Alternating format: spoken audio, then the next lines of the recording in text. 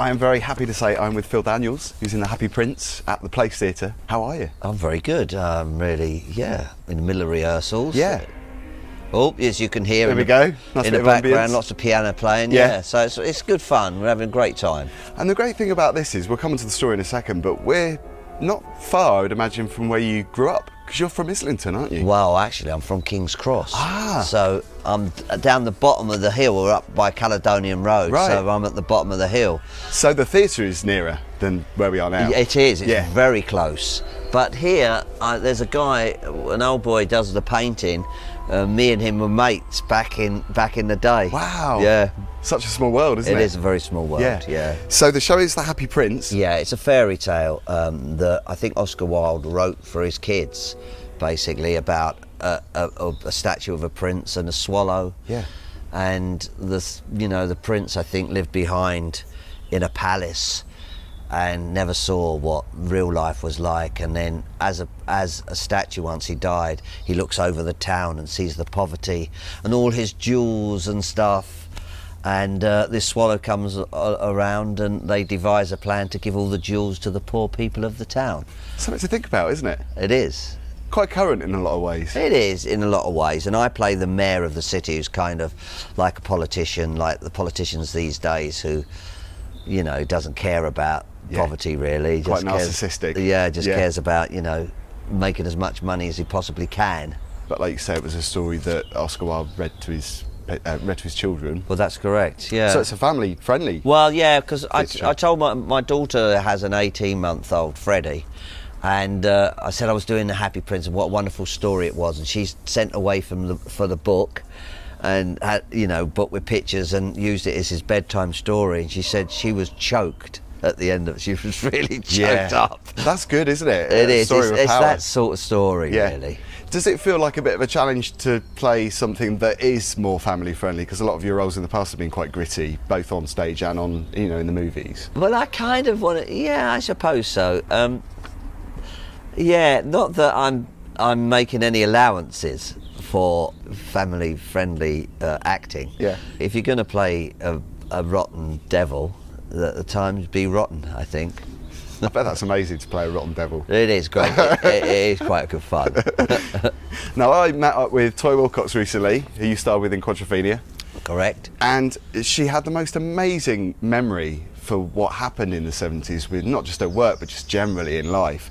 Do you have a great memory for the work that you did back in the 70s and 80s?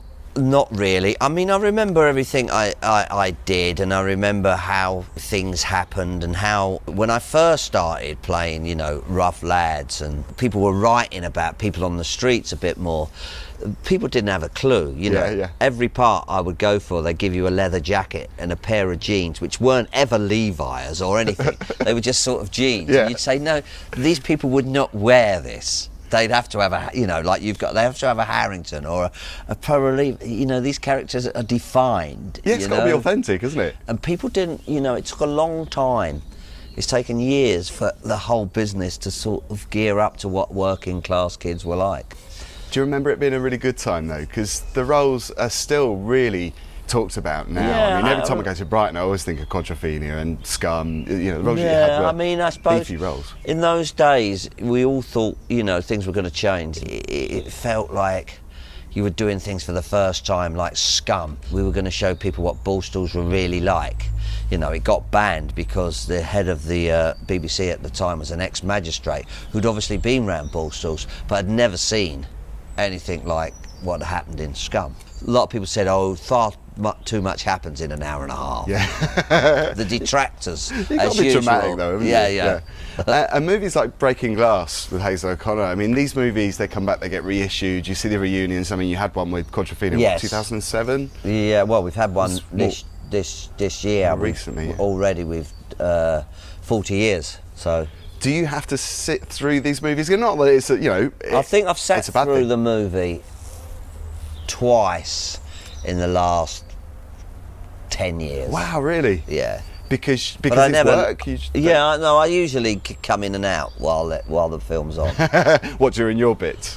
Well, I'm in it all the time. So. Do you see different things though when you revisit the movies, the older movies? Do you see things that you didn't see before? Not really. It's a bit like looking at my little brother or something, you know? That's how I sort of see it. And I mean, I was very instinctive then. I mean, I still try and be instinctive now, but it's very different. Quadrophenia was, a lot of it was improvised and made up on the spot.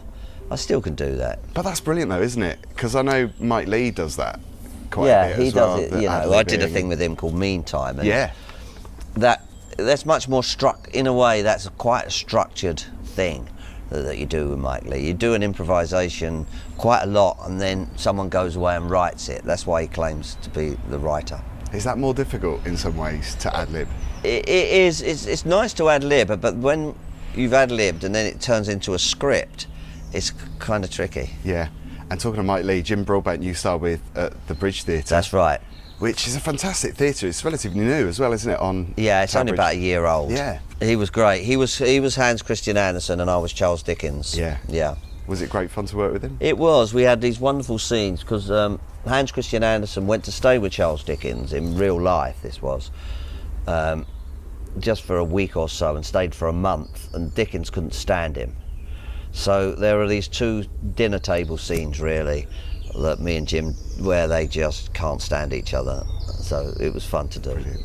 So The Happy Prince at the Place Theatre. That's correct. It's a relatively short run as well, isn't it? Just, well, 3 performances, We're 2 doing days. 3 performances, yeah. It's a bit of a showcase for it, you know, so we haven't got long to rehearse, so it's a tough one, but it's pressure. Good fun. It's good to see you, Always Phil. pressure. Good luck with it. Thank you. Well, thanks very much.